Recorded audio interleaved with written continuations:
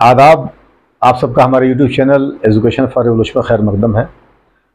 आइए आज हम लोग बात उन स्लोगन्स की करते हैं, उन नारों की करते हैं और कुछ वो चीज़ें जिन्होंने जो है फ्रीडम स्ट्रगल में हमारे यहाँ जद्दोजहद आज़ादी हुई, उसमें यूँ समझ सकते हैं आप कि इसे मशाल जो जलता है उस तरह से वो जले। और उसका इम्पैक्ट ये हुआ कि बिल्कुल हमारे जद्दोजहद आज़ादी को जिन नारों ने एक ताकत दी, एक ऐसा वलवला, एक ऐसा जुनून दिया जिसका बड़ा असर हुआ हमारे आवाम पर भी। और उसके साथ साथ हिंदुस्तान की आज़ादी में इन स्लोगन्स का बड़ा फ़ायदा रहा। और इवन कि आज के दिन पर भी तमाम जगहों पर जो बहुत सारे एजिटेशंस होते हैं, एहतजाज होते हैं, उनमें इन स्लोगन्स में से बहुत सारे स्लोगन का इस्तेमाल होता है।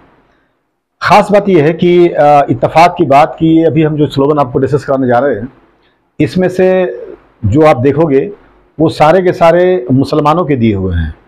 यहाँ बात हिंदू और मुसलमान करने की नहीं है, लेकिन चूँकि एक माहौल सा बनाया जा रहा है जैसे कि यहाँ के मुसलमानों को यहाँ के वतन से मोहब्बत है और तमाम चीज़ें, तो इस पस मंज़र में, इन हालात के तौर पर ये बात बतानी ज़रूरी है कि अभी जो हम लोग डिस्कस करने जाएंगे वो मुसलमानों का ही बहुत कुछ दिया हुआ है जिसके बुनियाद पर हमारी आज़ादी की लड़ाई लड़ी गई। आइए हम लोग शुरू करते हैं। पहली बात तो ये कि जब आप देखोगे यहाँ पर एक पहला नारा हमने लिखा है कि मादरे वतन भारत की जय।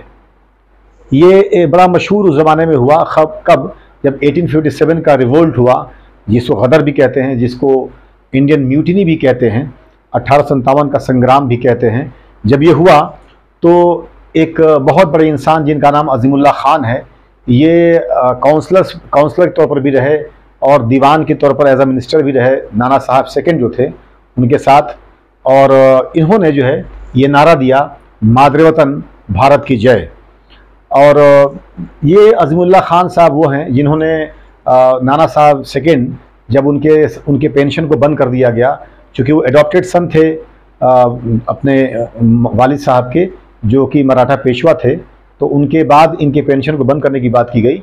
तो उसके लिए जो प्लीड किया जाकर इंग्लैंड में जिस आदमी ने, उनकी तरफ से, उनका नाम अज़ीमुल्लाह खान है। तो इनका, और ये जो 1857 का रिवोल्ट हुआ उसकी पूरी डिज़ाइनिंग में जिस इंसान का बहुत बड़ा कंट्रीब्यूशन है, उस आदमी का नाम है अज़ीमुल्लाह खान। ये मुजाहिद आज़ादी हैं। दूसरा नारा जो आज के डेट पर भी और आज के दिनों में भी हम लोग एक दूसरे को ग्रीट भी करते हैं, ख़ासतौर से आर्मी वगैरह में, जय हिंद का नारा, ये आबिद हसन सफरानी साहब हैं जिन्होंने दिया था। ये इंसान, इसकी ख़ास बात ये है इस इंसान की कि ये आदमी इंडियन नेशनल आर्मी का मेंबर भी रहा, जो आज़ाद हिंद फ़ौज सुभाष चंद्र बोस साहब ने बनाई, और बल्कि उनके साथ बिल्कुल रहे।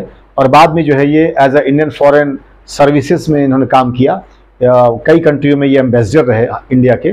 लेकिन बड़ी बात यह है कि एक बहुत बड़े फैमिली से हैं, जो बिजनेस के अतबार से बड़ा परिवार है, उस फैमिली से होने के बाद, और ये जिस टाइम पर इंग्लैंड में जाके पढ़ने का बड़ा रिवाज था, इन्होंने इंग्लैंड के बजाय बर्लिन जाके पढ़ना कबूल किया और ये जर्मनी में रहे। और वहीं पर इनकी मुलाकात सुभाष चंद्र बोस साहब से हुई और 1943 में ये लोग वहाँ से निकल कर सिंगापुर और जापान के एरिया में आए, और जहाँ पर कि आज़ाद हिंद फ़ौज का मामला हुआ।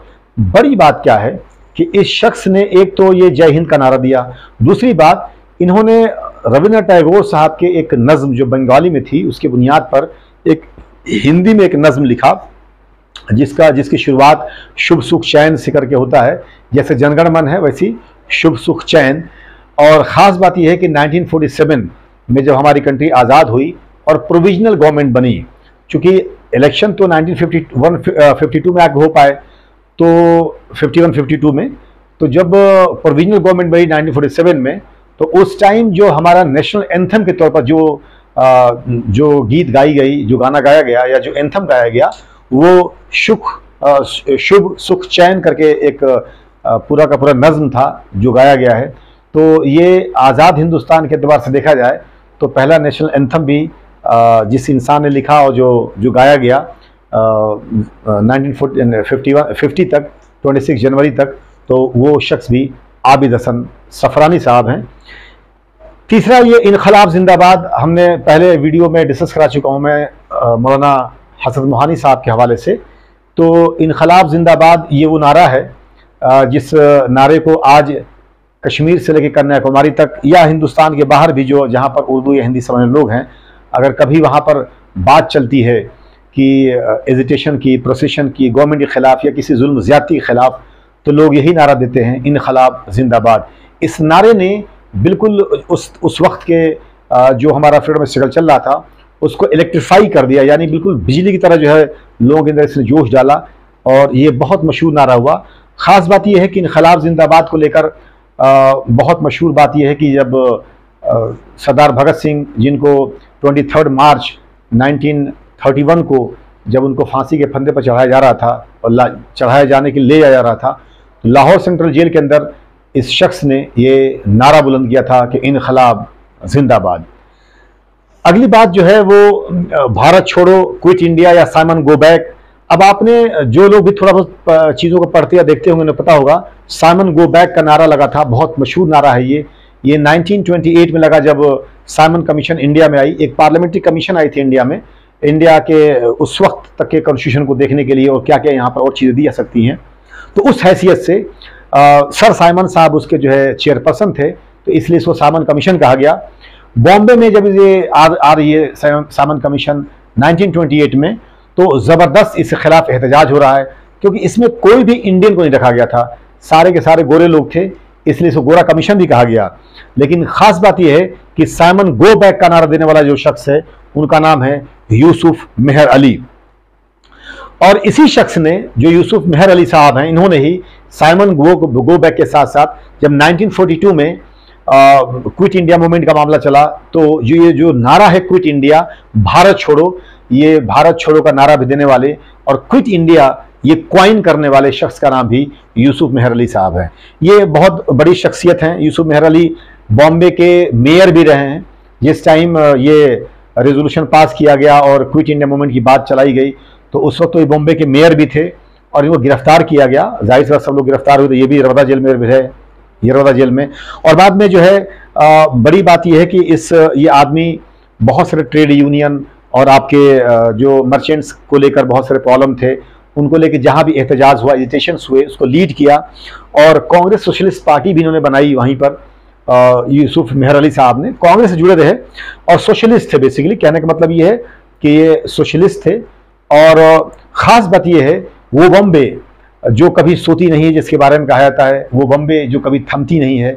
आपको सुन के हैरत होगी कि 1950 में जब 2 जुलाई 1950 यानी 2 जुलाई 2 जुलाई 1950 को जब इनका डेथ हुआ यूसुफ मेहर अली साहब को का, तो 3 जुलाई को 1950 में दोपहर के वक्त में पूरी की पूरी बॉम्बे थम गई थी।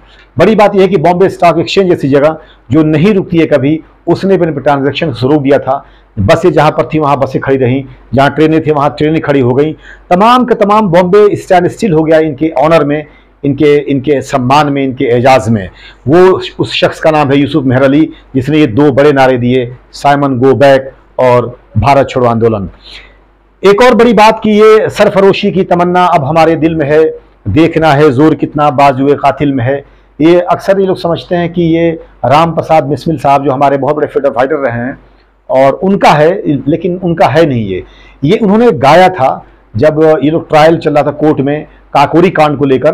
तो राम प्रसाद बिस्मिल और अशफाकुल्ला खान साहब, इन लोगों को जो वहाँ पर ट्रायल चल रहा था, इनका कोर्ट में पेशी थी, उसमें जज के सामने खड़े होकर उन्होंने कहा कि सरफरोशी की तमन्ना अब हमारे दिल में है, देखना है जोर कितना बाजुए कातिल में है। तो ये जो शेर है या ये पूरा नज्म था जो बहुत मशहूर हुआ उस ज़माने में और हिंदुस्तान के कोने कोने में गाया गया। लिखने वाली शख्सियत का नाम बिस्मिल अजीमाबादी है और बिस्मिल अजीमाबादी का जो रियल नाम था वह सैयद शाह मोहम्मद हसन था। सैयद शाह मोहम्मद हसन, इनको बिस्मिल अजीमाबादी कहते हैं। अजीमाबाद बेसिकली पटना का पुराना नाम रहा है और इसी निस्बत से इनको अजीमाबादी कहते हैं। ये बिहार के रहने वाले थे, बहुत बड़े जमींदार फैमिली से थे। और जो है ये जो सरफरोशी की तमन्ना अब हमारे दिल में है, ये नज्म सबसे पहले जब इन्होंने पढ़ी तो कैलकटा कांग्रेस सेशन 1920 में पढ़ी थी इन्होंने और वहाँ से ये बहुत ही मशहूर हुआ ये पूरा नज्म। और ख़ास तौर से ये लाइन बहुत लोगों ने इसको पढ़ा और ताकत इससे ली गई। खैर, अगली बात जो है, आप सब जानते हो तराना हिंदी के बारे में मैं अपने पिछले वीडियोज़ में जो हमने बनाया था और अल्लामा इकबाल के ऊपर, उसमें मैं डिस्कस कर चुका हूँ, लेकिन फिर भी यहाँ पर समझ लीजिए, तराना हिंदी जो सारे जहाँ से अच्छा हिंदोस्ता हमारा, हम बुलबुलें हैं इसकी, ये गुलसिता हमारा, ये लिखने वाली शख्सियत का नाम अल्लामा इकबाल है, जिन्हें शायर मशरिक़ कहते हैं। आज भी हमारा एंथम तो जाहिर सी बात है जनगण मन अधिनायक जय है, लेकिन जहाँ भी हमारे कंट्री की कोई लोग भी कोई अचीवमेंट होता है, उनका कुछ हासिल करते हैं बड़ा, तो इंटरनेशनल पोडियम्स पर भी और इंटरनेशनल प्लेटफॉर्म्स पर भी आज भी सारे जहाँ से अच्छा हिंदोस्तान हमारा चलता है। और ख़ास बात कि जब मून पर फर्स्ट हमारा जो अपना वो गया था, मतलब हमारी डेलीगेशन गई जब मून पर, और तो वहाँ से जब पूछा मिसेस इंदिरा गांधी ने उनसे कि हमारा देश कैसा दिखता है चांद से, तो उन्होंने यही कहा था कि सारे जहाँ से अच्छा हिंदोस्तान हमारा। खैर, अगली बात की बड़ी इंपॉर्टेंट और इंटरेस्टिंग बात कि नेशनल फ्लैग जो इंडिया का हमारा तिरंगा जो है, इसको डिज़ाइन करने वाली लेडी जो है उनका नाम है सुरैया तैयब जी।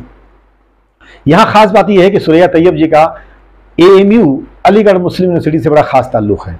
अब आप ये सोचोगे क्या मामला है ये, तो पहली बात तो ये समझ लीजिए कि जो तिरंगा, जिस तिरंगे पर हम फ़ख्र करते हैं, हम जो है उसको बड़ी इज्जत की निगाह से देखते हैं, जाहिर सी बात है हमारी शान है तिरंगा, उस तिरंगे को डिज़ाइन करने वाली लेडी का नाम है सुरैया तैयब जी। अलीगढ़ से ताल्लुक़ क्या और कैसे है, इनके जो हस्बैंड हैं उनका नाम है बदरुद्दीन तैयब जी, जो कि IAS भी रहे, ICS रहे उस ज़माने, मतलब इंडियन सिविल सर्विसेज के मेंबर रहे, यानी सिविल सर्वेंट थे वो बहुत बड़े।